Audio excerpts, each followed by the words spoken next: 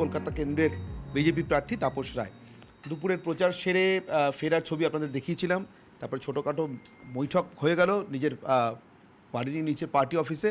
আপাতত প্রচার সঙ্গীদের একেবারে সঙ্গে নিয়ে মধ্যাহ্নভোজ ছাড়ছে। তাপসবাবুর মধ্যাহ্নভোজ ছাড়ার কায়দাটা একটু টিপিক্যাল বাঙালি টাইপ, মানে পরিবার পরিজন সঙ্গী সাথী না নিয়ে খাওয়াটা ঠিক জমে না, তাই তো তাপসবাবু? ঠিকই তো, ঠিকই তাই।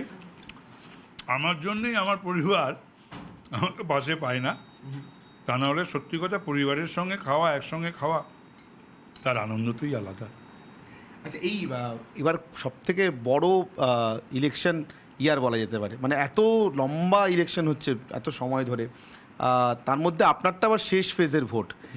এখন বৌদি তো বহুদিন বোধহয় আপনাকে লাঞ্চ টেবিলে মিস করবেন, ডিনার টেবিলেও কি করছেন?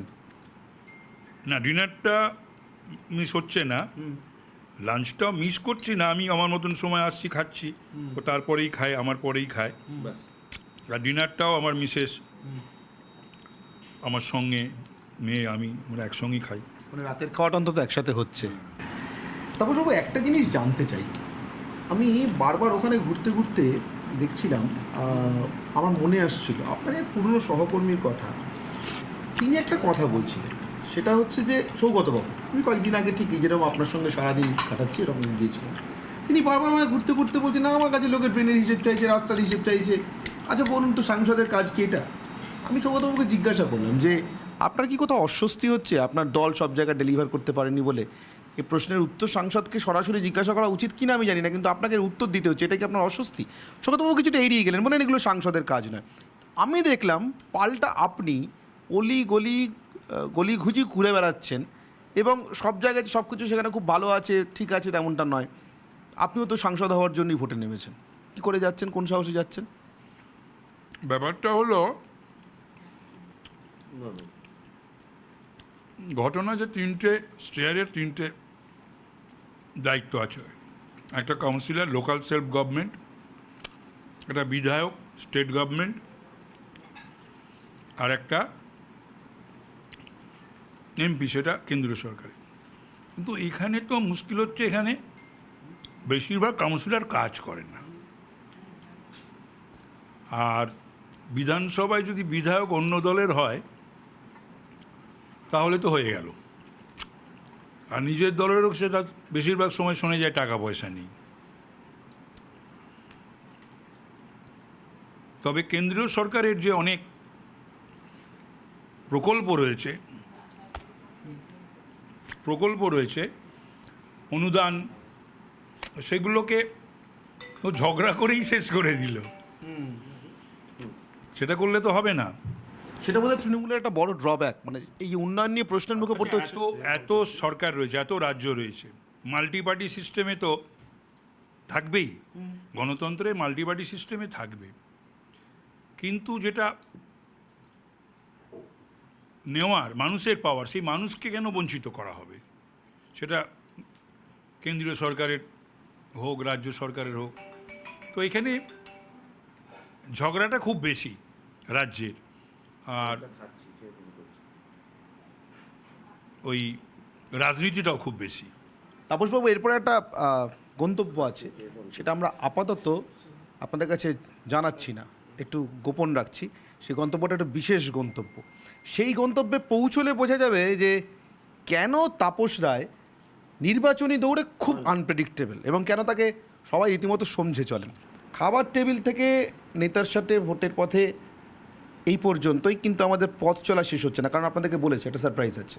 তাপসবাবু চলতে চলতে এরপরে কোন পথে যান সেদিকে নজর রাখতেই হবে, তারপর আমাদের আজকের মতো চলা শেষ হবে।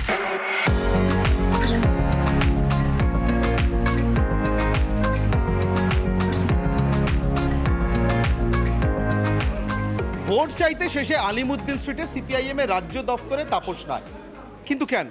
তাপসবাবু, আপনি এমন একটা দিনে এসছেন, আমি নিশ্চিত আপনার হয়তো মনে নেই, আজ লেনিনের জন্মদিন। আচ্ছা, গুড কোইন্সিডেন্ট। নিতান্ত কোইন্সিডেন্ট। হ্যাঁ, আমার এটা জানা ছিল না, তবে আমি বেশ কয়েকদিন ধরে এবং বলেছিলাম, আমি এটা ঠিকও করেছি যে আমার উত্তর কলকাতার লোকসভা কেন্দ্রের অন্তর্গত প্রতিটি রাজনৈতিক ব্যক্তিত্ব এবং আদারওয়াইজ যারা বিভিন্ন ওয়ার্কস অফ লাইফের বিশেষ মানুষজন বা ব্যক্তিত্ব, তাদের সকলের কাছে আমি যাচ্ছি এবং যাব, এবং অনেক দিন আগেই এখানে আসবো সেটা ঠিকও করেছিলাম, সেটা তুমি আজকে নিজে বুঝতেও পারলে। ঠিক।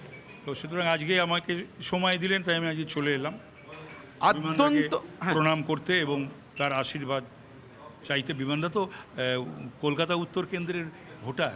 ঠিক, কিন্তু আদ্যন্ত বাম বিরোধী তাপস রায় আর আদ্যন্ত বামপন্থী বিমান বসু, সত্যি কি বিমান বসু তাপস রায়কে ভোট দেবেন, নাকি তাপস রায় এটা- বিমান বসুর কাছে ভোট এই যে- চাইতে এসে আসলে রাজ্যের বামপন্থী বা বামপন্থায় যারা এখনো অনুগত এমন মানুষজনকে কোনো বার্তা দিতে চান, অন্তত নিজের কেন্দ্রের মানুষকে কোনো বার্তা দিতে চান?